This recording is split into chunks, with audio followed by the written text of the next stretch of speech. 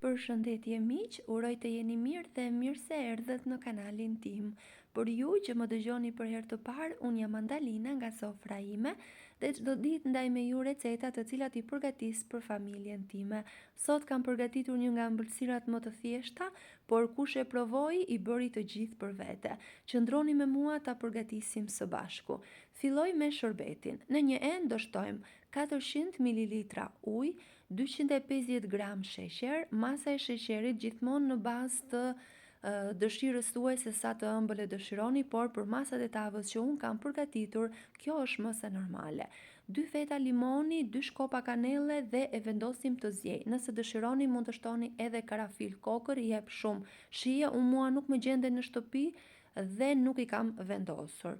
Ndërkohë na duhen 250 gram petë të gatshme të holla, të cilat i presim në këtë mënyrë me ndihmën e një gërshëre kuzhine ose me ndihmën e një thike, sido që të jetë më e lehtë dhe më praktike për ju.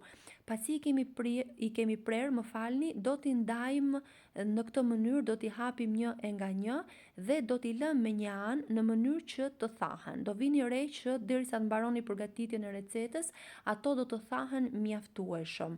Ndërkohë që petët i lëm me një anë dhe i kemi gati, në një tjetër enë do përziejmë 2 vezë, 100 gram sheqer, 200 gram kos, nëse është kos i trash, akoma më mirë, do ta bëj recetën akoma dhe më të plot. Do vazhdojmë me 100 ml vaj, unë kam përdorur vaj ulliri, por mund të përdorni vajin që ju keni në kuzhinën tuaj. 1 bustin krem karamel, 1 pluhur fryrës dhe 1 vanilje.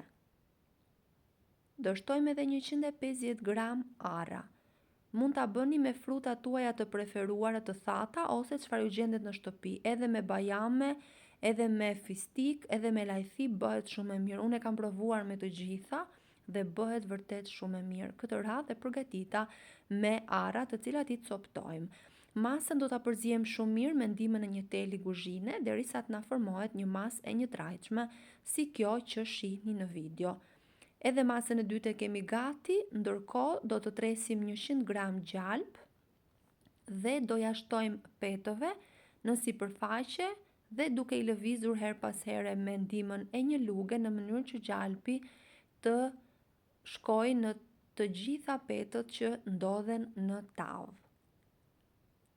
Do shtojmë edhe masën që përgatitëm.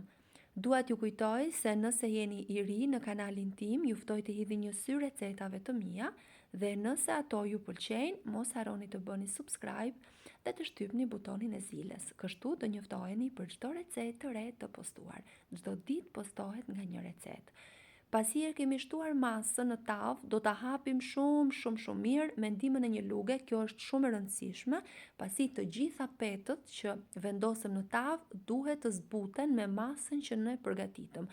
Nëse nuk e përzieni mirë pas pjekjes, peta do të mbetë e pa përzier me masën tjetër. Pra nuk do të bëhet një masë e plot. E pjekim në 180 gradë për 45 minuta në furrë të parangrohur.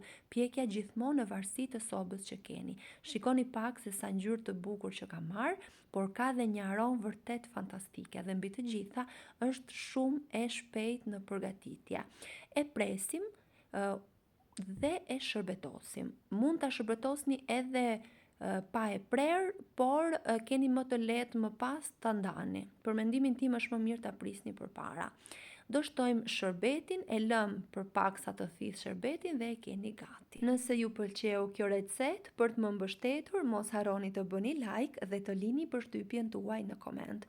Unë ju falenderoj për të gjithë kohën që i kushtoni kanalit tim. Dëgjohemi në recetën e radhës.